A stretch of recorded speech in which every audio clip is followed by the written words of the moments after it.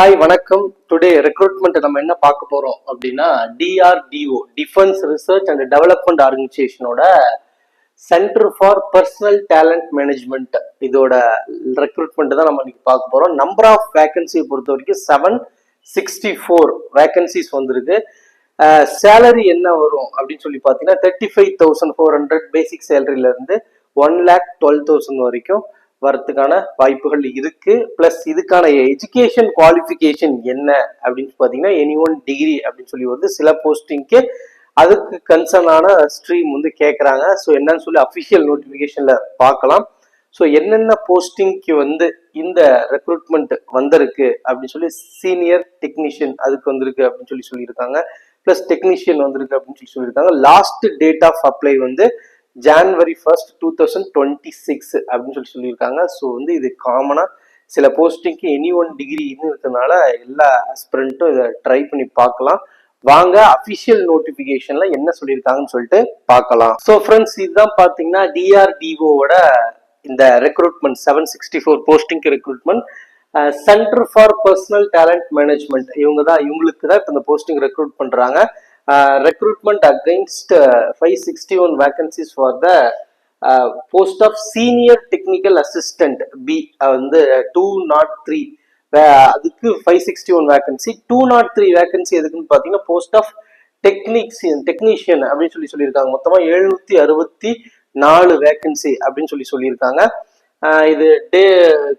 இது வந்து பார்த்தீங்கன்னா ஆன்லைன் அப்ளிகேஷன் எப்போ ஸ்டார்ட் ஆகுது அப்படின்னு பார்த்தீங்கன்னா December 11th இருந்து ஸ்டார்ட் ஆயிருச்சு. இப்போ க்ளோசிங் டேட் வந்து January 1st 2026 வரைக்கும் இந்த எக்ஸாம் நம்ம வந்து அப்ளை பண்ணிக்கலாம் அப்படின்னு சொல்லியிருக்காங்க.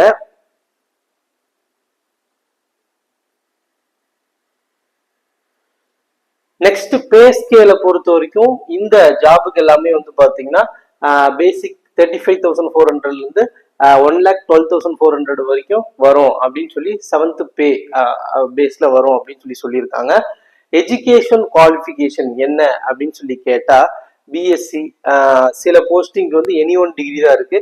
சில போஸ்டிங் வந்து பார்த்தீங்கன்னா இன்ஜினியரிங் டிகிரி கொடுத்துருக்காங்க. Master of science, doctor of பிலாசபியும் சில போஸ்டிங் கொடுத்துருக்காங்க. மற்றபடி காமனா எனி ஒன் டிகிரி தான் இருக்கு. அதையும் சொல்லி நம்ம கிளியரா பார்க்கலாம். எக்ஸாம்பிள் பாருங்க, ஆட்டோமொபைல் இன்ஜினியரிங் அப்படின்னு பார்த்தீங்கன்னா அதுக்கு வந்து டிகிரி, அதோட கன்சர்ன் டிகிரி தான் கேட்டிருக்காங்க. எவ்வளோ நம்பர் ஆஃப் போஸ்டிங், யாருக்கு ஓபிசிக்கு எவ்வளோ, எஸ்சிக்கு எவ்வளோ, எஸ்டிக்கு எவ்வளோ, இடபிள்யூஎஸ் எவ்வளோ, அன்ரிசர்வ்க்கு எவ்வளோ அப்படின்னு சொல்லிட்டு ஒவ்வொரு போஸ்டிங் வைஸா 764 போஸ்டிங்கும் ஸ்பிளிட் பண்ணி கொடுத்துருக்காங்க. ஸோ இது கிளியரா பார்த்துட்டு நம்ம அதுக்கு எலிஜிபிளா அப்படின்னு சொல்லி பார்த்துட்டு இந்த போஸ்டிங் நம்ம ஈஸியா அப்ளை பண்ணிக்கலாம். நெக்ஸ்ட் பாருங்க, ஏஜ் லிமிட். இந்த போஸ்டிங்க்கெல்லாம் ஏஜ் லிமிட் என்னன்னு பாத்தீங்கன்னா 18 to 24 அப்படின்னு சொல்லியிருக்காங்க. 18 to 24 ஏஜ் லிமிட்டா இருந்தாலும் கூட ஏஜ் ரிலாக்ஸேஷன் கொடுக்குறாங்க. ஓபிசியா இருக்கும்போது 3 வருஷம் age relaxation, SC ST 5 years age relaxation அப்படின்னு சொல்லிட்டு, அன்ரிசர்வ் அப்படிங்கும்போது 10 இயர்ஸ் ஏஜ் ரிலாக்ஸேஷன் அப்படின்னு சொல்லிட்டு சாரி பிடபிள்யூபிடியா இருந்து பிளஸ் அன்ரிசர்வா இருந்தா 10 இயர்ஸ் ஏஜ் ரிலாக்ஸேஷன் சொல்லியிருக்காங்க. ஸோ அந்த மாதிரி ஏஜ் ரிலாக்ஸேஷன் கொடுத்துருக்காங்க. ஸோ எஸ்சி எஸ்டிக்கு 5 இயர்ஸ் ஏஜ் ரிலாக்ஸேஷன், ஓபிசிக்கு 3 இயர்ஸ் ஏஜ் ரிலாக்ஸேஷன் கொடுத்துருக்காங்க. ஸோ அதையும் நம்ம கிளியரா பார்த்துக்கலாம்.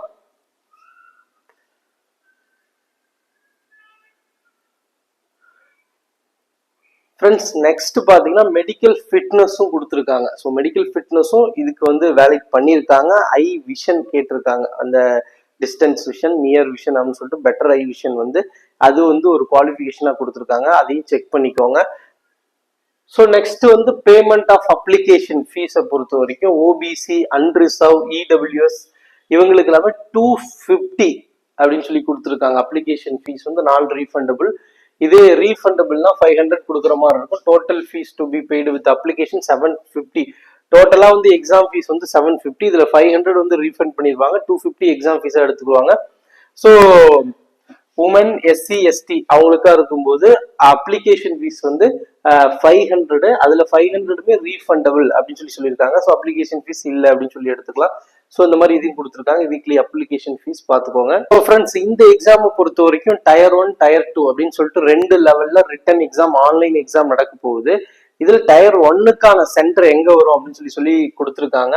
ஸோ மொத்தமா வந்து பாத்தீங்கன்னா ஒரு 77 சென்டர்ஸ் கொடுத்துருக்காங்க. தமிழ்நாட்டை பொறுத்த வரைக்கும் திருச்சி, சென்னை, மதுரை, கோயம்புத்தூர் 3 சிட்டி வரும். தமிழ்நாட்டை பொறுத்த வரைக்கும் சென்னை, கோயம்புத்தூர், மதுரை அப்படின்னு சொல்லி 3 சிட்டி வந்து கொடுத்துருக்காங்க.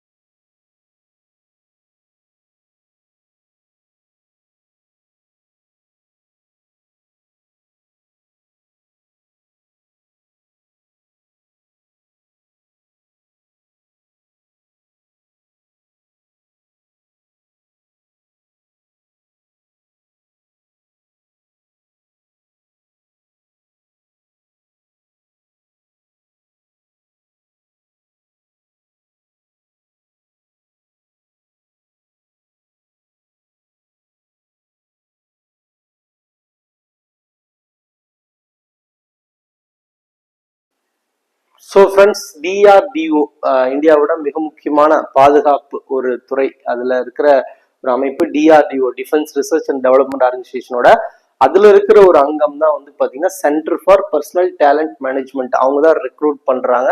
ஸோ இது வந்து டைரக்டா டிஆர்டிஓட ரெக்ரூட்மெண்ட் தான். 764 வேகன்சி இருக்கு. பே வந்து நல்ல பேவா தான் இருக்கு. போஸ்ட்டுமே 764 வருது. ஸோ எல்லாமே சில போஸ்ட்டுக்கு டிகிரி தான் குவாலிஃபிகேஷனாக இருக்கு, சில இதுக்கு மாஸ்டர் டிகிரி கேட்குறாங்க. ஸோ அப்ளை பண்ணுற லாஸ்ட் டேட்டை பொறுத்த வரைக்கும் 2026 ஜனவரி 1 நியூ இயர் அன்னைக்கு தான் லாஸ்ட் டேட்டா இருக்கு. ஸோ அப்ளிகேஷன் ஃபீஸை பொறுத்த வரைக்கும் பார்த்தீங்கன்னா 750 ருபீஸ். அதில் 500 ருபீஸ் வந்து ரீஃபண்டபிளா இருக்கிறதுனால திரும்ப ரிட்டர்ன் வந்துடும். 250 தான் எக்ஸாம் ஃபீஸா இருக்கு. இதே எஸ்சி எஸ்டி உமன்ஸா இருக்கிற பட்சத்துல அவங்களுக்கு எக்ஸாம் ஃபீஸ் இல்லை, 500 பே பண்ணாலும் ரீஃபண்ட் வந்துடும் அப்படின்னு சொல்லியிருக்காங்க. அதையும் பார்த்துக்கோங்க.